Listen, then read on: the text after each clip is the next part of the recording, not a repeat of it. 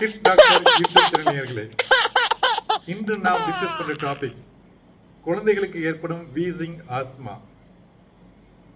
இந்த டாபிக் போக முன்னாடி ஒரு நிகழ்வை எடுத்துக்காட்டு நான் உள்ள போறேன். அண்மையில் ஒரு தாய் என்னை சந்திச்சாங்க. டாக்டர், என் குழந்தைக்கு சளின்னு வந்தேன், நீங்க நெபுலைசர் வைக்க சொன்னீங்க, என் குழந்தைக்கு வீசிங் இருக்குது, அப்ப என் குழந்தை ஆஸ்துமாவில் பாதிக்கப்பட்டிருக்கான்னு கேட்டாங்க. அவங்க நான் சொன்ன பதில் ப்ராபபிளி நோ. நான் அவங்க கொடுத்த விளக்கத்தை சற்று விரிவாக தர்றேன். எல்லா வீசிங்கும் ஆஸ்துமா கிடையாதுங்க. மின்னுவதெல்லாம் பொண்ணு இல்லை, அது போல எல்லா வீசிங் ஆஸ்துமா கிடையாது. வீசிங் நிறைய காரணங்கள் உண்டு, அதில் ஒன்று தான் ஆஸ்துமா. பொதுவாக சிறிய குழந்தைகளுக்கு பெரிய குழந்தைகளை கம்பேர் பண்ணும்போது அல்லது பெரியவங்களை கம்பேர் பண்ணும்போது அவங்க குழந்தையின் சுவாச பாதையின் விட்டம் நேரோவாக மிக குறுகலாக இருக்கும். இதனால் குழந்தைகளுக்கு ஒரு கோல்டு அல்லது சுவாச தொற்று வைரல் இன்ஃபெக்ஷன் ஏற்படும் போது அந்த சுவாச பாதை சுவர் வீக்கமடைந்து அதில் ஒரு மியூக்கஸ் செக்ரேஷன் அதை அடைத்துக் கொள்ளும். ஏற்கனவே நேர உள்ள பாதையில் இது அடைக்கிறதுனால அந்த குழந்தைகளுக்கு ஈஸியாக வீசிங் வந்துடுது.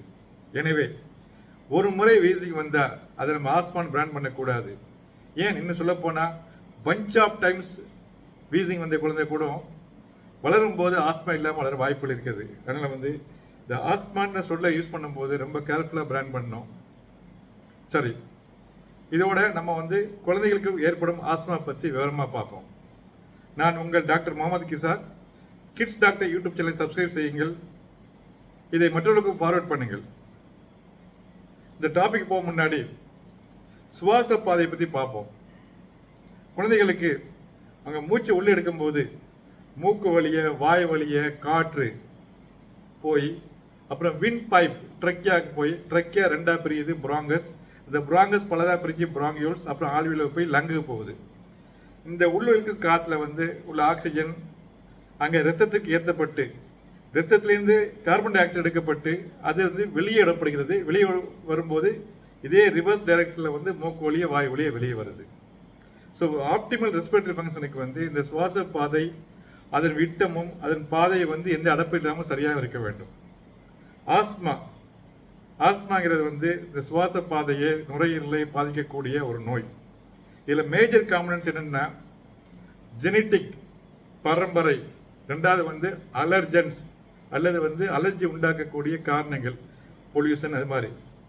இந்த அலர்ஜி மூக்கு வழியாவோ வாய் வழியாவோ அல்லது சில டைம்ல தோல் வழியாவோ உள்ள போகலாம். பொதுவாக வீசிங் வர ஆஸ்மா உள்ள குழந்தைகள் எப்பவுமே ஆஸ்மா நோயாளியாக இருக்க மாட்டாங்க. அவங்களுடைய அந்த ஆஸ்மா வீசிங் ஏற்படுத்தக்கூடிய ஜீன் அமைதியாக உறங்கிட்டு இருக்கும்.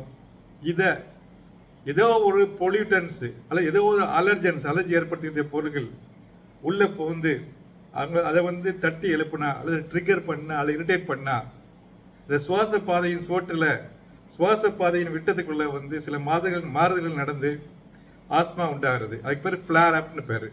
ஸோ மற்ற டைமில் அமைதியாக இருக்கும், இதனால ஒரு ஃப்ளேர் அப் வரும். எந்தெந்த திங்ஸ்லாம் ஆஸ்மாவை ஃப்ளேர் அப் பண்ணுது, ட்ரிகர் பண்ணுதுன்னு பார்ப்போம். அதுக்கு பேர் அலர்ஜன்ஸ். ஃபர்ஸ்ட் இந்த திங்ஸ் எல்லாமே எல்லா குழந்தைகளுக்கும் எல்லா இந்த காரணங்களுக்குன்னு அவசியம் இல்லை.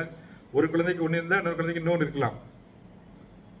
தூசி, புகைன்னு சொல்லும்போது சாம்பிராணி புகை, கொசுவர்த்தி புகை, ஊதுபத்தி புகை, பாசிவ் ஸ்மோக், வீட்டில் யாராவது ஸ்மோக் பண்ண அந்த புகை. இதுக்கப்புறம் போலன்ஸ், மகரந்த துகள்கள்.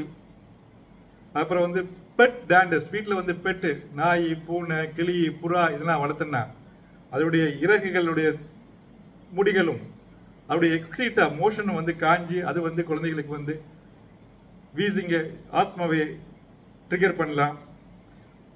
குளிர்ந்த காற்று, ஐஸ்கிரீம், ஐஸ் வாட்டரு, சில வகையான உணவு வகைகள் கூட, மெயினாக சிட்ரஸ் ஃப்ரூட்ஸுகள், மெயினாக உணவில் சேர்க்கக்கூடிய கலரிங் ஏஜென்ட், ஃப்ளேவரிங் ஏஜென்ட்ஸு, சில மருந்து மாத்திரைகள் கூட, முக்கியமாக வலி நிவாரணி ப்ரூஃபன், ஆஸ்பிரின், பீட்டா பிளாக்கர் மாத்திரை மருந்துகள். சில குழந்தைகளுக்கு எக்ஸசைஸ் பண்ண உடனே ஆஸ்மா ட்ரிகர் பண்ணலாம். சில கோல்டு, இன்ஃப்ளூயன்ஸா, வைரல் இன்ஃபெக்ஷன் வரதை கூட ஆஸ்மா ட்ரிகர் பண்ணலாம். ஜிஆர்டின்னு சொல்லுவாங்க. ஜிஆர்டினா வயிற்றுல உள்ள கண்டென்ட் உணவு குழாய் ஈசோபேகஸுக்கு மேலே ஏறி செல்றது. இதை வந்து நம்ம ஏற்கனவே டிஸ்கஸ் பண்ணியிருக்கோம். அதையும் வந்து நான் கமெண்ட்ல லிங்க் தர பாருங்க.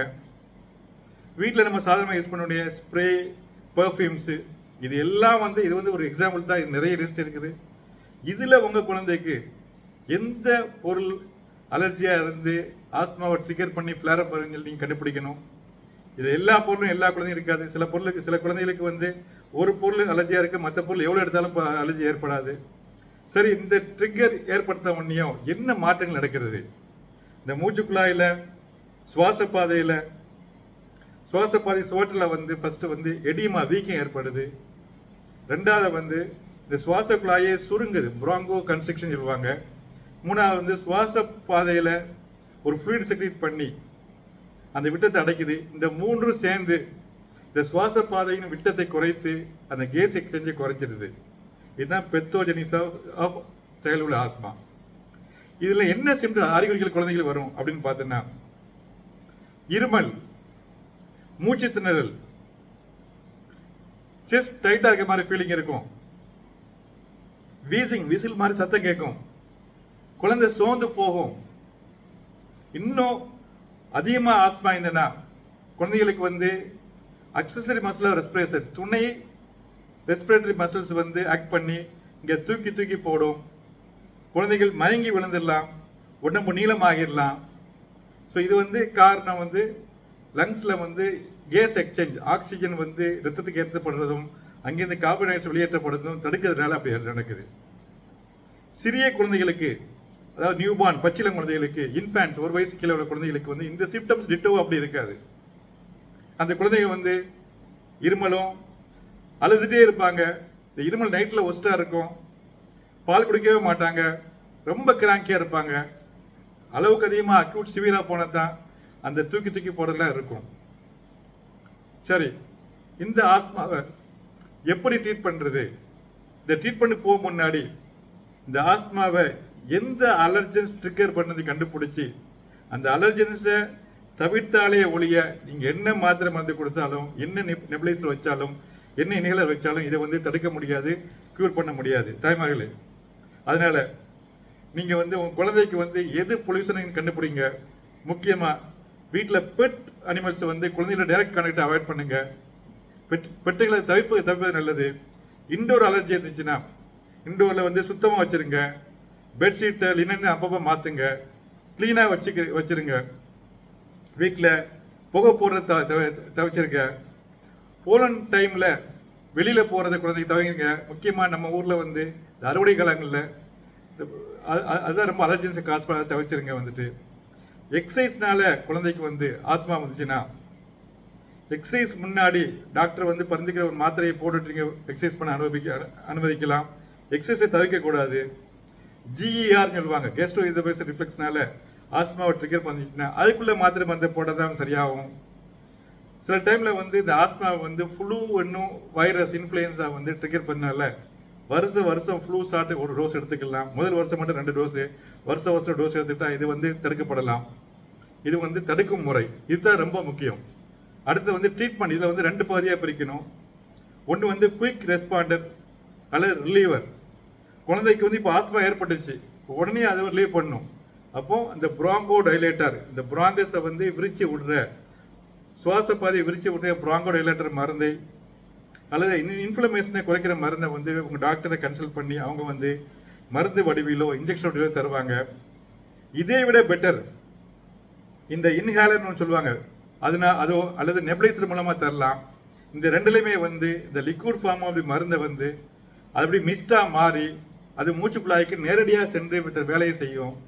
இந்த இன்ஹேலர் யூஸ் பண்ணுறதுல குழந்தைகளுக்கு கொஞ்சம் கஷ்டப்படலாம், ஒரு கோஆர்டினேட்டடாக இருக்கணும். அதனால் கூட வந்து அந்த ஸ்பேசர் அண்ட் மாஸ்கை வச்சு யூஸ் பண்ணால் கொஞ்சம் கோஆர்டினேஷன் கிடைக்கும். ஆனால் இதில் வந்து அந்த பஃப் அடிக்கும்போது குழந்தைகள் வந்து உள்ளே இழுக்கணும். இது கொஞ்சம் கோஆர்டினேஷன் கஷ்டமாக இருக்கும், சிறிய குழந்தைகளுக்கு ரொம்ப கஷ்டமாக இருக்கும். இதை விட பெட்டர் வந்து நெபுலைசர். இது வந்து ப்ரெஷரில் அந்த லிக்யூடை வந்து ஏரோசோல் ஃபார்மில், மிஸ்ட் ஃபார்மில் வந்து அப்படியே மூச்சுக்குழாய் உள்ள வந்து எங்கே வேலை தேவைப்படுது அங்கே தள்ளி விட்டுறது. சில குழந்தைகள் டாக்டர் என் குழந்தை வந்து நெபுலைசர் வச்சு அழுவுன்னு சொல்லுவாங்க. பயப்படாதீங்க, அழுவ அந்த நெபுலைசர் அந்த மருந்து தானாங்களே உள்ளே போயிட்டு இருக்கும். இது வந்து குயிக் ரெஸ்பாண்டர். ஏற்கனவே வந்து ப்ராங்கோ கன்ஸ்ட்ரக்டர் ஆகிறது, ப்ராங்கோ டைலேட் பண்ணி அப்போ நோய் ரிலீவ் பண்ணுறது. இந்த இன்ஹேலரில் வந்து ப்ராங்கோ டைலேட்டர் யூஸ் பண்ணும்போது உங்கள் டாக்டர் வந்து அக்யூட் சிவியராக இருந்ததுன்னா குழந்தையின் வெயிட்டுக்கு ஏற்ப தொடர்ந்து 3 முறையோ 6 முறையோ அடிக்க சொல்லிட்டு அதுக்கப்புறம் 2 to 4 5 நாள் வரையும் டெய்லி ஒரு 4-5 தடவை அடிக்க சொல்லுவாங்க. இந்த நெபுலைசர் காலையில் ஒரு தடவை 2 நைட்டில் ஒரு தடவை 4-5 நாளைக்கு வச்சுக்கலாம். இது வந்து குயிக் ரெஸ்பாண்டர் ஆர் ரிலீவர். அடுத்து வந்து லாங் டேர்ம் மேனேஜ்மெண்ட், அதாவது கண்ட்ரோலர் ஆர் மெயின்டெனன்ஸ். அடிக்கடி வீசிங் வர்ற குழந்தைகளுக்கு மைல்ட் பெர்சிஸ்டன்ட் வீசிங் சொல்லுவாங்க. இவங்களுக்கு வந்து திரும்ப திரும்ப வீசிங் வர்றதுனால நுரையீரல் பாதிக்கப்படலாம், நுரையீரலுடைய இலாஸ்டிக் ரீகாயில் பாதிக்கப்படலாம். ஸோ அவங்களுக்கு வந்து இன்ஹேலர் கார்டிகோஸ்டீராய்டுன்னு சொல்லுவாங்க. அதை வந்து டெய்லி அடிச்சுட்டு வரலாம். அல்லட்டா அந்த அலர்ஜியை மட்டுப்படுத்துகிற ஜாஃபிர் லூகாஸ்ட், மாண்டி லூகாஸ்ட் மாத்திரைகள் வந்து டாக்டர் அறிவுரைப்படி சில வாரங்களோ சில மாதங்கள் தொடர்ந்து இருக்கலாம். இந்த ஐசிஎஸ், அதாவது இன்ஹேலர் கார்டிகோஸ்டீராய்டை யூஸ் பண்ணும்போது இந்த லங்குடைய இன்ஃப்ளமேஷன் குறையதோட இந்த நுரையீரலின் எலாஸ்டிக் ரீகாயில் தன்மை பாதுகாக்கப்பட்டு நுரையில் நார்மல் ஸ்டேட்ல இருக்கும். ஒவ்வொருத்தரையும் ஆஸ்துமா வந்து திரும்ப லீவ் ஆகும்போது நுரையீரல் வந்து சில டைம்ல விரிஞ்சு போகலாம், எலாஸ்டிக் ரீகாயில் பாதிக்கப்படலாம். இந்த இன்ஹேலர் கார்டிகோஸ்டீராய்டு யூஸ் பண்ணதுனால வந்து இந்த எலாஸ்டிக் ரீகாயில் தன்மை வந்து பாதுகாக்கப்படுகிறது. இந்த எலாஸ்டிக் ரீகாயில் என்னன்னு வந்து சிம்பிள் எக்ஸாம்பிள் சொன்னேன்னா, ஒரு பலூன் இருக்குது, நம்ம அந்த பலூனை ஊதுறோம், பெருசாகுது, அப்படி விட்டுறோம், சாதாரண நார்மல் நிலைமைக்கு வந்துடுது. இதுக்கு காரணம், இந்த நார்மல் நிலைக்கு வர்றதுக்கு காரணம் வந்து அந்த எலாஸ்டிக் ரீகாயில் தன்மை. திரும்ப திரும்ப ஊதும் போது அது நார்மல் நிலைக்கு வராது, கொஞ்சம் விரிஞ்ச நிலைமையிலே இருக்கும். கொஞ்ச நாள் போன நாளடைவில் வந்து அது முழுவதும் விரிஞ்ச நிலையில இருக்கும். இதுக்கு காரணம் வந்து அது எலாஸ்டிக் தன்மை போய்விட்டது. இதே தான் வந்து நுரையீரலில் சுவாச பாதையில் வந்து வீசிங் போது ஏற்படுவது. ஒவ்வொரு மணி வீசிங் வரும்போது முதல்ல வரும்போது நுரையீரல் சுவாச பாதை விரிந்து கொண்டு பின்பு இயல்பான நிலைக்கு வந்துடும். நாள் போக போக இந்த இயல்பான நிலைக்கு வராமல் சற்று விருந்தே இருந்துவிடும். இது காரணம் வந்து இந்த எலாஸ்டிக் ரீகாயில் பாதிக்கப்படுறதுனால. இந்த இன்ஹேலர் கார்டிகோஸ்டீராய்டை உங்கள் மருத்துவ அறிவுரையுடன் சில மாதங்களோ சில வாரங்கள் தொடர்ந்து யூஸ் பண்ணும்போது இந்த நுரையீரலின் இந்த சுவாச பாதையின் எலாஸ்டிக் ரீகாயில் தன்மை காக்கப்படுகிறது. அதனால வந்து நுரையீரல் பாதுகாப்பாக இயல்பு நிலையிலே இருக்கிறது. இந்த இன்ஹேலர் யூஸ் பண்ணுறதுனால, நெபுலைசர் யூஸ் பண்ணுறதுனால சைட் எஃபெக்ட் நிறைய இருக்குது. இதுதான் திரும்ப திரும்ப யூஸ் பண்ணணும், குழந்தைகள் அடிக்ட் ஆகிடும்னு சொல்லுவாங்க. அது தவறான கருத்து. நம்ம மாத்திரையை மருந்து கொடுக்கும்போது அது வந்து வயிற்றுக்கு போய், குடலுக்கு போய், அங்கேருந்து ரத்தத்துக்கு போய், கல்லீரலுக்கு போய், அப்புறம் வந்து நுரையீரலுக்கு வரணும். இன்ஜெக்ஷன் போடும்போது அது ரத்தத்துக்கு போய், அப்புறம் கல்லீரலுக்கு போய் நுரையீரலுக்கு வரணும். இதில் வந்து கொஞ்சம் சேதாரங்கள் இருக்கும், சில பக்க விளைவுகள் இருக்கும். ஆனால் இந்த இன்ஹேலரோ இந்த நெபுலைசரோ யூஸ் பண்ணும்போது அது எங்கே தேவைப்படுதோ அங்கே கரெக்டான டோஸில் எந்த சேதாரம் இல்லாமல் எந்த பக்க விளையாமல் நேரடியாக போய் சேருது. இதுதான் இதனுடைய வந்து தன்மை. இதில் எந்த சைடு எஃபெக்டும் கிடையாது, இதில் அடிக்ஷன் டெண்டன்சி கிடையாது, தாராளமாக யூஸ் பண்ணலாம். என்ன நேயர்களே, இந்த டாபிக் உங்களுக்கு பிடிச்சிருக்குன்னு நினைக்கிறேன். இது யாருக்கு தேவைப்படுதோ அவங்களுக்கு ஃபார்வர்ட் செய்யுங்க. ஏன்னா இன்று ஆஸ்துமாவில் பாதிக்கப்பட்ட குழந்தைங்க நிறைய பேர் இருக்காங்க. கிட்ஸ் டாக்டர் யூடியூப் சேனலை சப்ஸ்கிரைப் செய்யுங்கள். நன்றி.